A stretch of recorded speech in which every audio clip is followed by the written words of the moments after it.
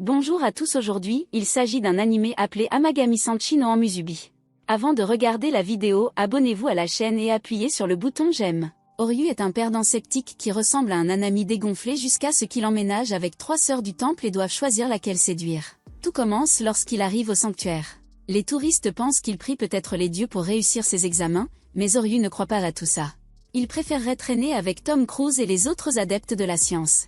Il se dirige ensuite vers le temple pour se présenter, mais personne ne semble être là. Oryu décide de jeter un coup d'œil lorsqu'il entend le bruit de filles qui se changent dans la pièce voisine. Il échappe de justesse à la scène classique où il marche accidentellement dans une situation embarrassante, mais la porte s'ouvre soudainement, et 3 déesses du scénario apparaissent un instant. La porte se referme aussitôt, et Oryu espère pouvoir faire comme s'il n'avait pas vu une seconde système solaire, mais les filles reviennent pour le punir de son voyeurisme. Les filles s'avèrent être des prêtresses du sanctuaire, et Oryu explique ensuite qu'il est censé emménager avec elles. La sœur Tsunder refuse d'accepter qu'un voyeur vienne vivre avec elle, alors Oryu demande au prêtre de le prouver. Malheureusement, leur grand-père ne reviendra que le lendemain. Les filles se présentent ensuite. Il y a Azadi, la plus jeune sœur qui cache son désir de perdre sa virginité, YA, la sœur aînée qui semble toujours sous acide, et Yuna, qui a un avenir prometteur de Karen. Oryu est reconnaissant qu'elle soit toute bizarre, ce qui lui évite de devoir faire semblant d'être gentil avec elle.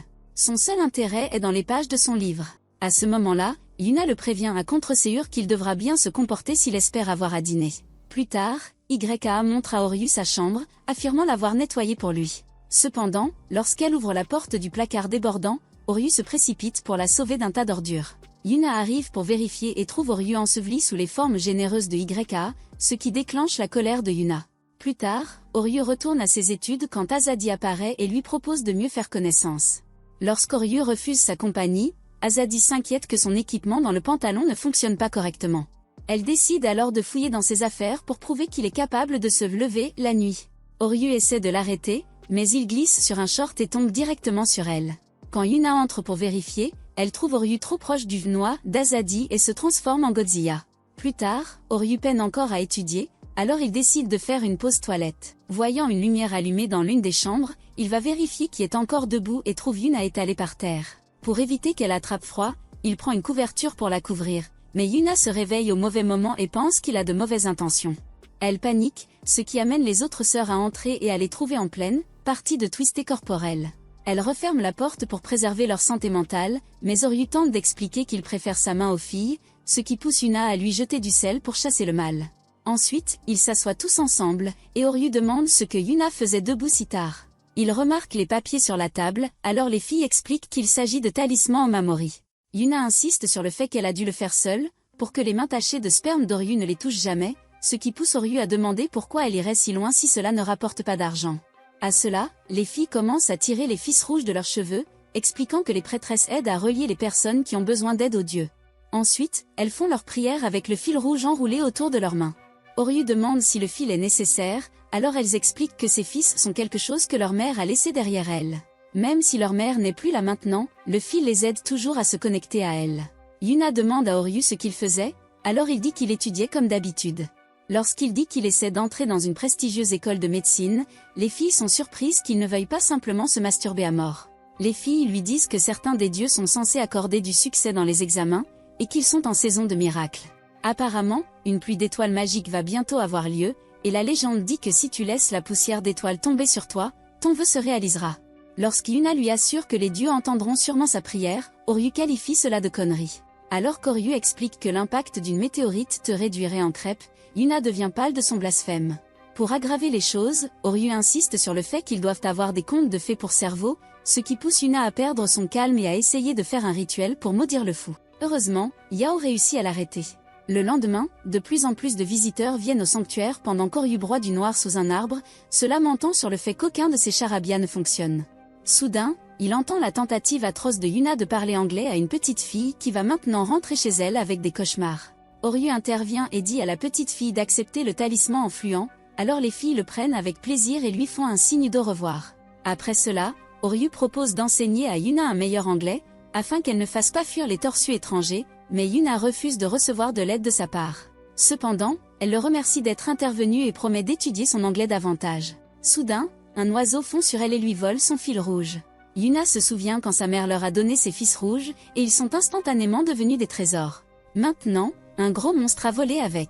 Plus tard, Yuna a l'air déprimée car elle ne l'a pas encore retrouvé, alors ses sœurs la rassurent en disant que les dieux les aideront sûrement à le retrouver plus tard. Oryu intervient alors et les gronde pour avoir tout laissé aux dieux. Il insiste sur le fait qu'aucune prière ne ferait réellement réaliser leurs souhaits et qu'ils devaient se bouger et le faire eux-mêmes. Yuna rétorque en disant que les dieux n'abandonnent jamais quiconque qui leur prie pour de l'aide. Alors qu'elle s'éloigne en colère, elle lui dit qu'il ne lui appartient clairement pas d'être ici. Oryu retourne dans sa chambre, pensant qu'il vaut mieux rester loin de Yuna. Cependant, lorsque les filles viennent vérifier, elles découvrent qu'il n'est plus là. Yuna s'affole immédiatement et elle se demande comment faire en sorte que les deux s'entendent. Malheureusement, Azadi était trop occupée à chercher du matériel de sperme d'Oryu pour écouter les inquiétudes de Yuna.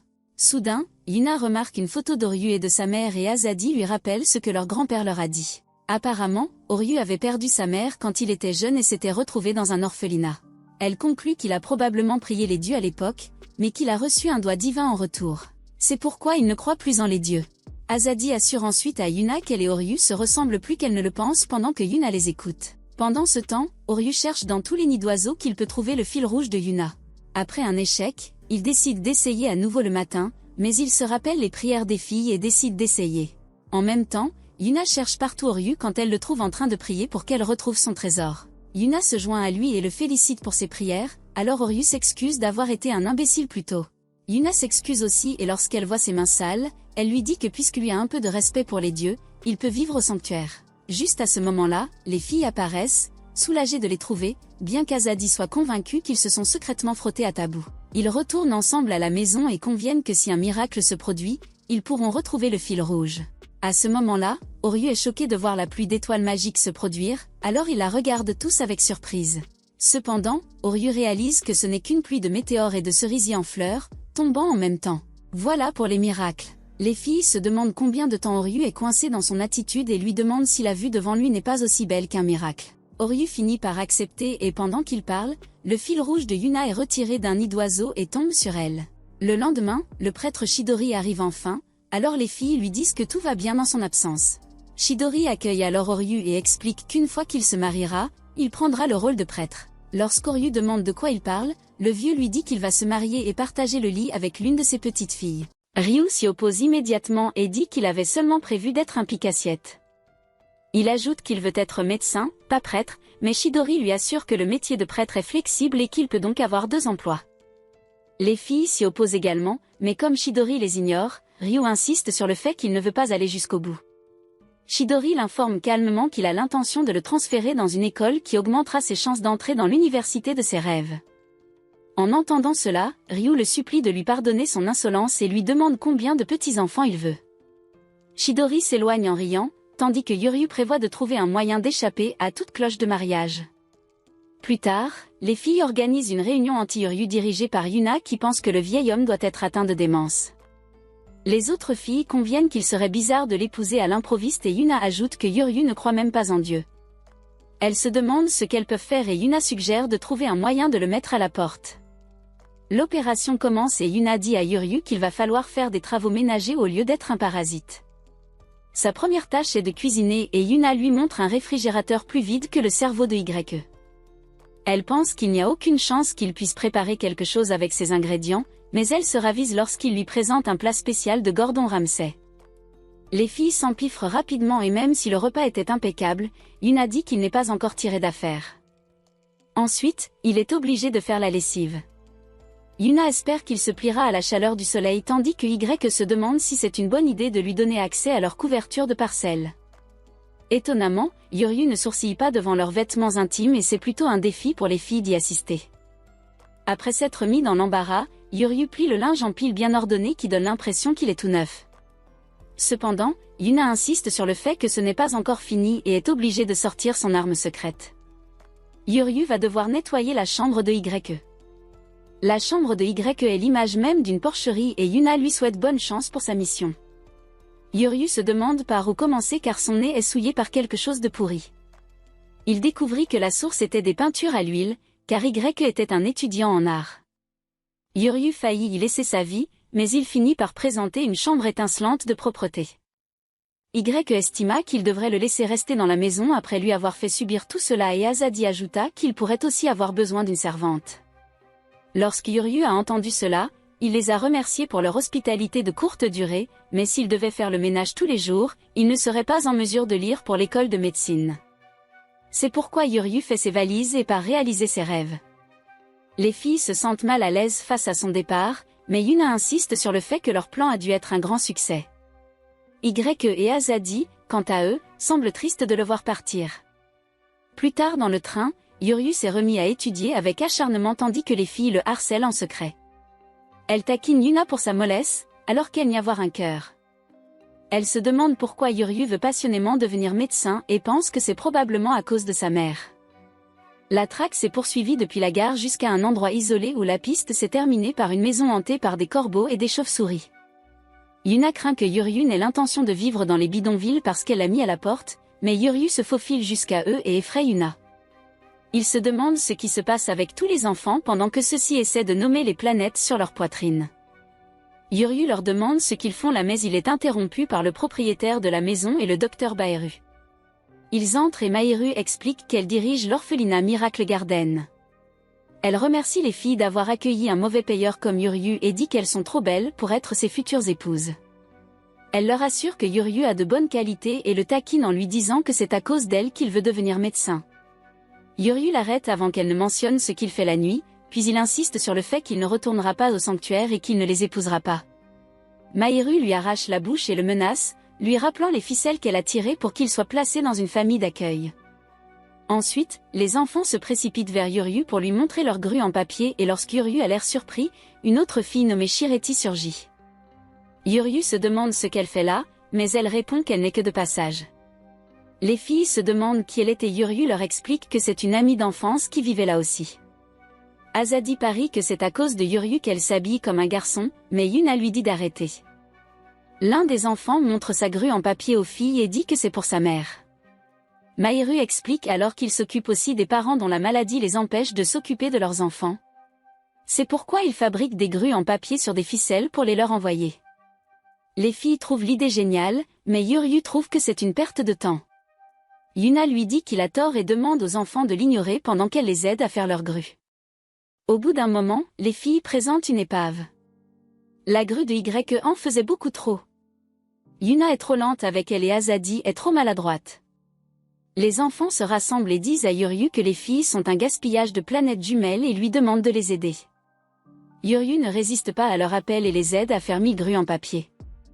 Les filles s'émerveillent de son talent, tandis que Yuryu regrette de perdre son temps précieux avec des enfants qui crient. Cependant, lorsqu'il entendit un enfant se demander si la grue aiderait vraiment sa mère à aller mieux, cela déclencha un souvenir de son passé. Il a attrapé la grue en papier et l'a tendue à l'enfant, lui assurant que lorsque les médecins verraient les breloques, ils feraient de leur mieux. Le garçon s'est alors immédiatement réjoui.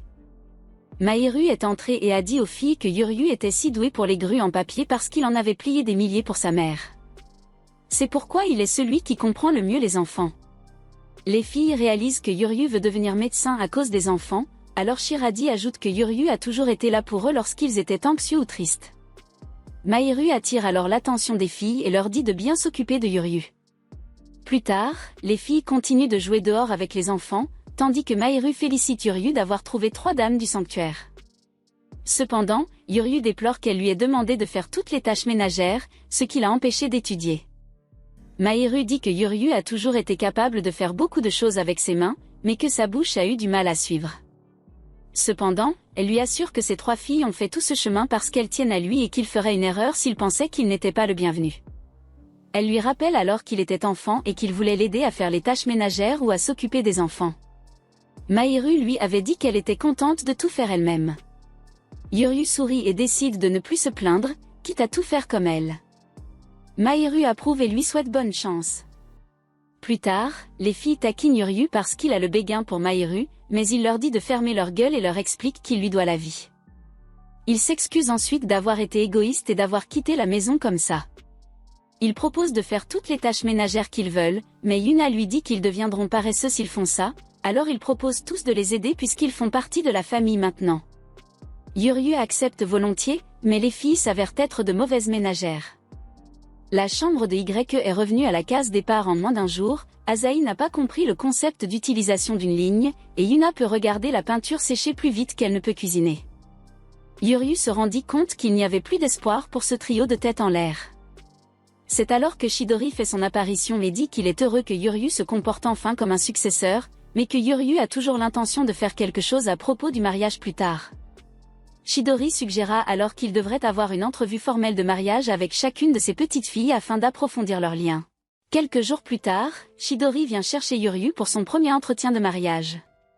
Yuryu pense que les sœurs sont aussi peu intéressées que lui jusqu'à ce qu'il voit Azadi jouer son rôle à la perfection. Chidori annonce le début de l'entretien, alors Azadi informe Yuryu qu'il passera la journée avec elle. Chidori les laisse seuls, et Asta dit à Yuryu qu'il devrait en profiter pendant que ça dure. Elle commence alors à retirer ses robes, obligeant Yuryu à faire semblant de se protéger les yeux. Malheureusement, tout ce qu'il voit, c'est une planche plate qui veut courir.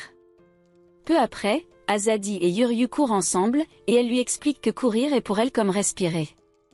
Yuryu ne la prend pas au sérieux, alors elle le menace de le laisser derrière. Yuryu, sûre de lui, déclare qu'elle ne pourrait jamais le semer, jusqu'à ce qu'il soit à moitié mort 5 heures plus tard. En rentrant, il espère prendre une douche, mais trouve la porte ouverte, révélant la poitrine plate d'Azadi. Elle le taquine en disant qu'elle préfère l'air libre, mais Yuryu la traite de malade. Le lendemain matin, Yuryu se rend compte qu'il a trop dormi et blâme Azadi de l'avoir épuisé. Cependant, Azadi apparaît soudainement dans son lit et lui propose de poursuivre leur entretien avec un marathon matinal. Elle veut acheter de nouvelles chaussures de course. Yuryu l'accuse de l'utiliser, mais Azadi dit qu'elle doit dire à son grand-père qu'ils ont fait l'entretien. Yuryu voit que la salle de stockage est aussi en désordre que la chambre de YA, mais Azadi rêve d'être enfermée seule avec un garçon. Les dieux du scénario ferment rapidement les portes, les bloquant à l'intérieur. Azadi annonce que la vieille porte ne bougera pas. Yuryu cherche une solution, mais remarque qu'Azadi commence à mal fonctionner, contrairement à son attitude habituelle. Il se souvient alors de ce qu'elle a dit dans la salle de bain et comprend qu'elle a peur des espaces confinés. Elle tente de nier, mais quand Yuryu la voit trembler, il pose sa main sur sa tête pour la calmer. Il lui offre ensuite son dos pour qu'elle puisse s'accrocher pendant qu'il essaie de briser la fenêtre. Plus tard dans la matinée, Yuryu réussit enfin à créer une ouverture assez grande pour passer. Quelques instants plus tard, Azadi remarque les mains meurtries de Yuryu et est touché par son courage jusqu'à ce qu'il réalise à quel point la pièce est haute et commence à hésiter. Finalement, il descend et ouvre la porte pour Azadi, qui a l'audace de se moquer de lui pour avoir une phobie. Alors qu'ils partent, Azadi le remercie de son aide, et Yuryu se retourne pour lui dire qu'en y réfléchissant, elle a parfois un côté enfantin. Azadi devient rouge comme ton vieux bulletin de notes et le nie, mais soudain, Ya et Azadi arrivent en courant pour lui demander où elle a été toute la matinée. Azadi leur raconte qu'elle a passé une nuit inoubliable avec Yuryu, déclenchant la jalousie de Yuna. Un jour, Yuryu se prépare à affronter Yuna, mais lorsqu'il la voit en mode épouse parfaite, il se demande si le monde touche à sa fin. Ils se promènent ensemble, et Yuna agit de manière inhabituellement douce et gentille. Yuryu se demande qui est cette personne et ce qu'elle a fait de Yuna, jusqu'à ce qu'il la voie chasser un chat d'un simple geste de la main. Plus tard, Yuryu demande à Yuna pourquoi elle se comporte étrangement. Soudain, Yuna le pousse au sol et essaie de le séduire, mais Yuryu la repousse en insistant qu'il ne voulait pas faire de bébé craqué. Yuna redevient enfin elle-même et explique qu'elle fait tout cela pour le bien du sanctuaire. Elle part ensuite cueillir des fleurs, et les autres filles disent que c'était difficile à regarder. Plus tard, Yuryu essaie de demander aux filles pourquoi Yuna en fait tellement si elle le déteste vraiment. Les filles révèlent alors que Yuna essaie simplement de les protéger du destin funeste de devoir épouser le visage laid de Yuryu. Apparemment, elle a toujours été ainsi, alors Yuryu demande aux filles ce que Yuna aime. Plus tard, Yuryu dit à Yuna de se changer pour qu'ils puissent continuer leur entretien. Il l'emmène dans un café à chats, et bien qu'elle tente de nier être une amoureuse secrète des chats, elle ne peut s'empêcher de leur faire des petits bruits. Elle propose soudain de partir, mais quand Yuryu lui rappelle qu'ils viennent d'arriver, elle répond qu'elle ne peut pas se permettre d'être paresseuse. Yuryu lui dit que les filles s'inquiètent de la voir se surmener pour le sanctuaire, mais Yuna insiste que c'est sa mission. Yuryu se sent proche de son dilemme, mais il lui rappelle que ses sœurs comptent aussi, et qu'elle devrait considérer ses moments de repos comme faisant partie de sa mission. Yuryu propose d'oublier ses études et de jouer avec les chats pour le reste de la journée, alors Yuna se détend et commence à s'amuser avec les chats. Plus tard, Yuna dit qu'elle a besoin de temps pour s'occuper de ses sœurs, et Yuryu admet que c'est plutôt addictif. Yuna lance ensuite une poupée aux filles et les remercie de l'avoir aidé à se détendre. Quand Yuna agit de manière étrangement douce et calme, Yuryu demande si elle a un parasite cérébral qui la fait revenir aux paramètres d'usine, et elle lui jette du sel dessus. Le lendemain, Yuryu attend son dernier entretien avec YAE, mais comme elle prend tout son temps, il monte à l'étage pour lui demander pourquoi. Il la surprend en train de se changer et s'enfuit avec un saignement de nez. Cependant, quand il lui demande pourquoi elle met autant de temps, elle lui assure qu'elle sera prête dans une seconde. Une semaine passe, et Yuryu revient prêt à la presser, mais il découvre qu'elle est déjà partie. Quand il interroge les filles, elles n'ont aucune idée d'où elle est allée, et quand Yuna commence à paniquer, Yuryu essaie de découvrir où elle pourrait être. Plus tard, Yuryu trouve YAE en train de dessiner au sanctuaire Inari et lui demande ce qu'elle fait. Quand YAE lui demande comment il l'a trouvée, il lui répond que le dessin de renard effrayant l'a un peu trahi. Il insiste ensuite pour savoir pourquoi elle a esquivé l'entretien. YAE lui demande s'il a vraiment un béguin pour elle. Quand il lui dit d'arrêter, elle répond que c'est un secret et lui assure qu'il le découvrira probablement bientôt. YAE suggère qu'ils fassent l'entretien au sanctuaire, alors ils prennent des photos et se comportent comme des touristes. Une fois l'entretien terminé, YAE lui offre un charme pour repousser le mal en guise d'excuse. Alors qu'ils s'en vont, Yuryu se demande si YAE n'est pas plus qu'une simple tête en l'air, mais elle lui demande soudain qui il a choisi d'épouser. YAE énumère les qualités de Yuna et Asahi, mais dit qu'elle a quelque chose de beaucoup plus doux et rebondi à offrir. Yuryu est embarrassé et trébuche dans les escaliers, se voyant tomber en arrière. Sa vie défile devant ses yeux jusqu'à ce qu'il voit des souvenirs qu'il ne reconnaît pas, laissant entendre qu'il épousera les 3 sœurs. Il se réveille alors et se rend compte que tout n'était qu'un rêve. Commentez, j'épouserai les 3, si vous voulez une partie 4. Et si vous aimez les récaps d'animes comme celui-ci, regardez cette vidéo juste ici. Plus tard, il se rend dans la chambre de Yao pour découvrir ce qui s'est réellement passé après leur entretien, mais l'idiot ne lui est d'aucune aide. Yuna arrive pour reprocher à Yuryu d'embêter Yaori. Elle l'envoie ensuite chercher des gâteaux de thé pour un invité important. Pendant que Yuryu est au magasin, il surprend des tantes qui discutent du prochain festival Amigami, mais elles n'ont pas visité le sanctuaire depuis longtemps. Lorsque Yuryu rentre à la maison, il trouve l'invité important qui leur conseille de vendre le sanctuaire. Chidori présente alors le lapin blanc nommé Momon, qui est en quelque sorte le sponsor du sanctuaire. Momon explique que, puisque le sanctuaire n'attire plus les clients comme avant, il devra arrêter son soutien financier, mais propose de leur laisser la maison. Lorsque leur mère était encore en vie, elle avait réussi à attirer 1000 personnes au festival, mais depuis qu'elle est décédée, ils n'ont même pas atteint 30% de ce nombre. Soudain, le visage de l'homme se plisse comme le doigt de Sukuna, tandis qu'il se moque de leur mère qui s'est tuée à la tâche. Chidori est sur le point d'exploser de colère, mais ses sœurs parviennent à la calmer. Yuryu interrompt rapidement l'homme cruel et essaie de négocier un accord en promettant d'attirer 5000 visiteurs pour le festival. Lorsque l'homme l'avertit que ses rêves sont enfantins, Azadi prend sa défense en affirmant qu'ils ne sont plus des enfants. YI demande poliment au vieil homme amer de leur accorder plus de temps, et ils jurent tous de le satisfaire. Momon accepte l'accord mais refuse de leur donner de l'argent pour le festival, ajoutant que s'ils n'atteignent pas 5000 personnes, ils devront aussi céder la maison. En entendant cela, Yuryu est surpris que les filles acceptent les conditions, avec le soutien total de Chidori. Avant de partir, Momon leur montre son grave problème de conjonctivite et les avertit de ne pas regretter leur décision. Ensuite, Yuma réprimande Yuryu pour avoir provoqué le frère cadet du diable, alors les filles essaient de trouver un plan pour réussir lorsqu'elles remarquent l'absence de Yuryu. Elles le retrouvent en train de trier les registres des festivals précédents et se rendent compte qu'elle pourrait réussir avec son aide. Le lendemain, Yuryu semble épuisé lorsqu'il informe les filles d'une baisse des stands au festival. Les filles expliquent que depuis la mort de leur mère, elles se sont éloignées des propriétaires de stands, et Chidori était trop occupée à prendre soin d'elles pour rester en contact. Cependant, les filles insistent sur le fait qu'elles sont désormais assez grandes pour organiser le festival elles-mêmes. Yuryu suggère de recourir au plan B, c'est-à-dire d'utiliser les réseaux sociaux pour attirer l'attention, et Yuna lui assure qu'elles sont des maîtresses de l'Internet. Leur première affiche s'avère horrible, alors Yuryu suggère de les utiliser comme visage de campagne. Asahi se moque de lui en disant qu'il les trouve mignonnes, mais Yuryu n'a pas honte de l'admettre. Yuna refuse de faire quelque chose d'aussi vulgaire en tant que prêtresse du sanctuaire, alors Asahi se porte volontaire, puisqu'elle est la plus mignonne des sœurs. Malheureusement, elle n'a été assez mignonne que pour obtenir un seul « j'aime », probablement envoyé par le fantôme de leur mère.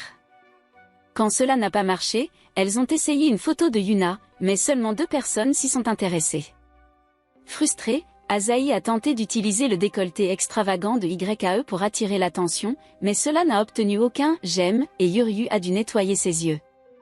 Yuryu souligne qu'elle ne fait presque pas de publicité pour le sanctuaire ou le festival, alors Asahi envisage de publier des photos plus audacieuses en uniforme de prêtresse. À ce moment, Yuna arrive et l'accuse d'être une mauvaise prêtresse pour manquer de respect à Dieu. Asahi réplique en insistant sur le fait que Yuna est la vraie responsable de cet échec en pensant que Dieu était la seule chose importante à considérer. Alors que les filles se disputent, YAE apparaît et les avertit de se comporter pour ne pas la contrarier. Au dîner, les filles ne se parlent pas, ce qui dérange Yuryu. Plus tard, Yuryu trouve Yuna en train de pratiquer ses poses de selfie et lui demande si elle s'est réconciliée avec Asahi.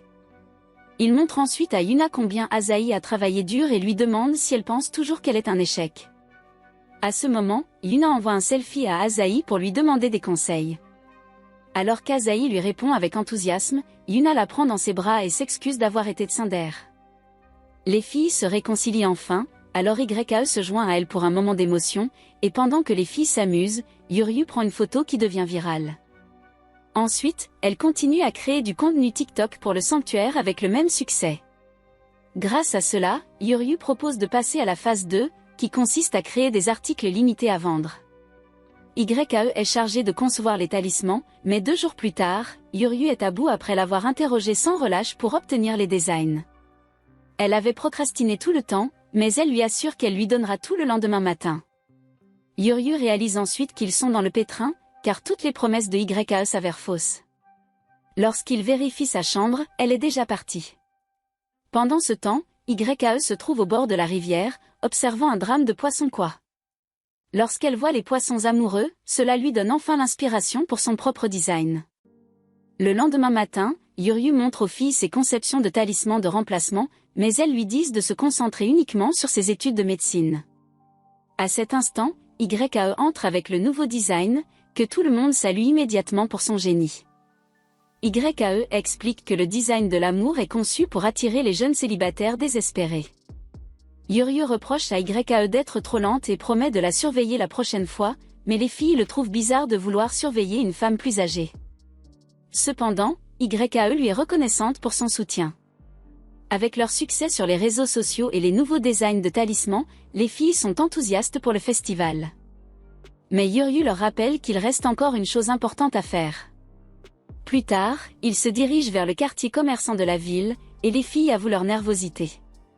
Ils finissent par retrouver les anciens propriétaires de stands, et Yuryu leur demande de les aider à faire du festival une réussite. Après avoir expliqué que le sanctuaire était en difficulté financière, Yuryu et les filles promettent de leur demander de l'aide. À leur surprise, les propriétaires de stands acceptent volontiers d'aider. Les filles craignaient de les déranger, mais ils expliquent qu'ils discutaient déjà du festival. Les propriétaires de stands admettent que depuis la mort de l'ancienne propriétaire, ils hésitaient à retourner au sanctuaire, mais n'auraient jamais pensé qu'ils seraient en difficulté. Leur famille ayant été aidée par les Amigama depuis des générations, ils sont heureux de pouvoir protéger le sanctuaire. Yuryu et les filles les remercient pour leur aide, puis les propriétaires de stands suggèrent de tenir une réunion stratégique immédiatement. Plus tard, en voyant Yuryu avec les propriétaires de stands, les filles se souviennent de leur mère. Elles reconnaissent qu'elles ont beaucoup appris grâce à Yuryu et pensent enfin pouvoir réussir le festival. Commentez, les prêtresses du sanctuaire me suffisent, si vous voulez la suite. Et si vous aimez les résumés d'animes comme celui-ci, regardez cette vidéo juste ici. Le jour du festival approche, et vous et les filles vous préparez à accueillir les visiteurs et à sauver le sanctuaire. Cependant, comme les heures passent et qu'il y a plus d'agitation que de visiteurs, elles pensent que quelque chose ne va pas. C'est alors qu'Asahi arrive en courant avec un téléphone et leur montre un faux compte prétendant que le festival a été annulé. Y suggère d'avertir les gens de cette fausse nouvelle, mais leur compte a déjà été banni parce qu'ils avaient l'air d'imposteurs.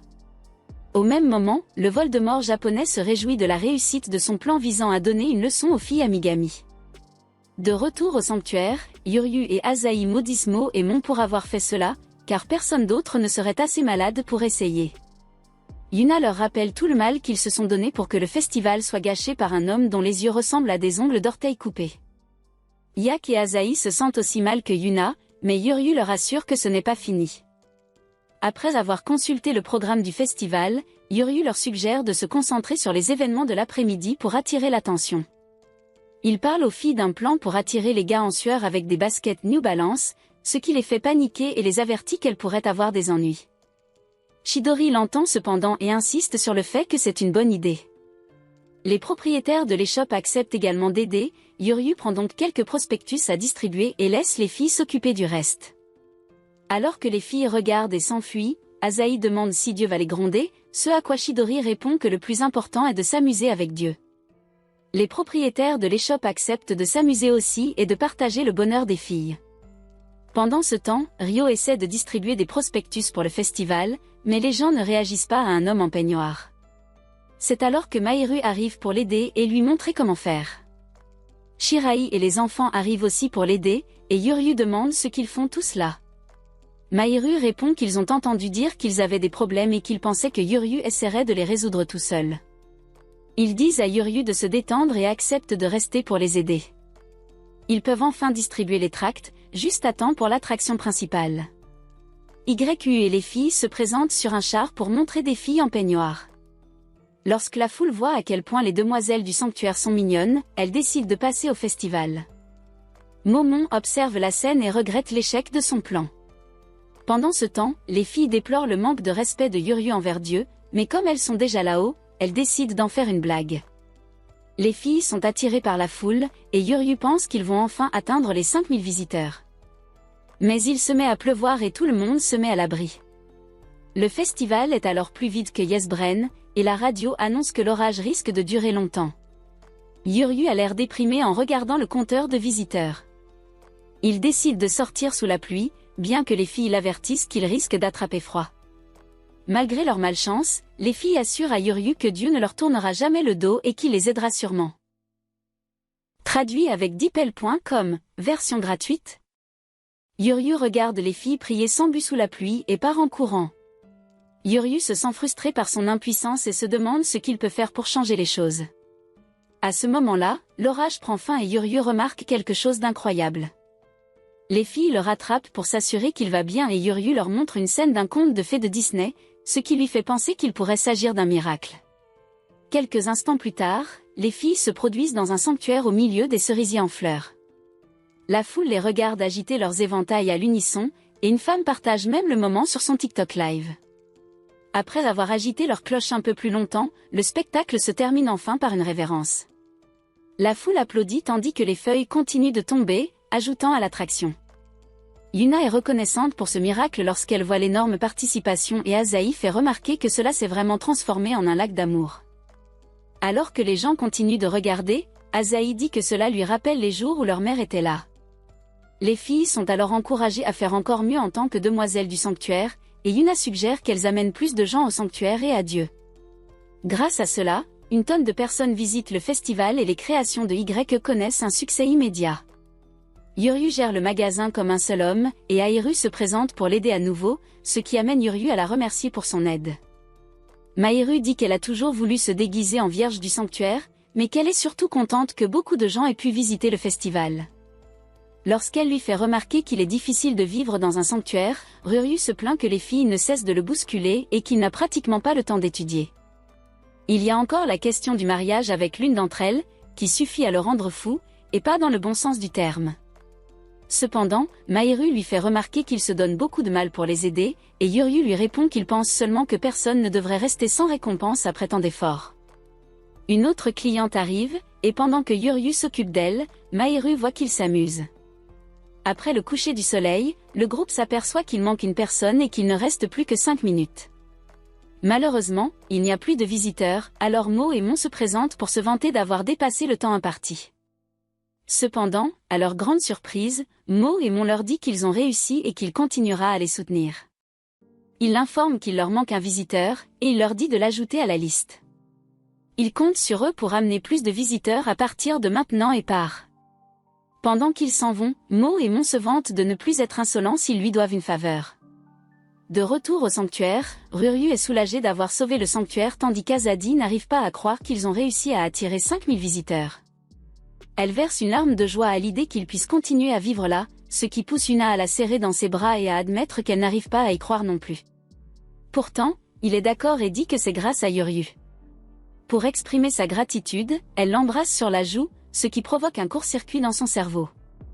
Lorsqu'il commence à saigner du nez, Yuna sent ses sales pensées et prépare le sel pendant que Chidori les regarde fièrement. Si vous voulez la suite, embrouillez les faux fans en commentant qu'il y a un secret dans l'épisode 5. Et si vous aimez les récapitulatifs d'animes comme celui-ci, alors regardez cette vidéo ici.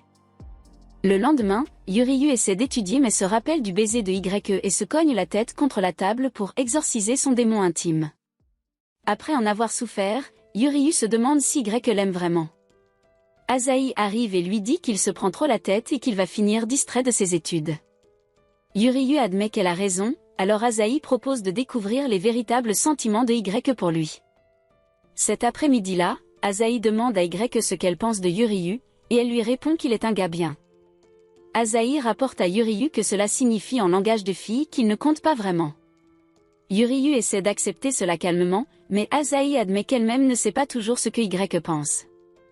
Elle décide que la seule façon de connaître ses vrais sentiments est de la coincer en l'obligeant à aller courir. YE reste à la traîne à cause de sa lourde poitrine, et Yuryu se demande s'il s'agit en fait d'un piège. Une fois YE épuisée, Asahi lui demande à nouveau ce qu'elle pense de Yuryu, mais YE dit qu'elle pense seulement à rentrer chez elle pour prendre un bain. À leur retour, Asahi et YE se détendent ensemble, et YE demande pourquoi Asahi l'a invitée à courir. Asahi devient gênée et lui demande pourquoi elle a embrassé Yuryu. Elle explique que même si Yuryu est beau si on ferme les deux yeux, ce n'est qu'un gars normal qu'on force à épouser l'une d'entre elles. Asahi lui demande si elle est réellement tombée amoureuse de lui, mais YE répond en souriant qu'elle ne dira rien, choquant Asahi. Plus tard, Asahi rapporte son échec à Yuryu, qui se dit qu'impliquer quelqu'un de plus jeune n'était sans doute pas une bonne idée.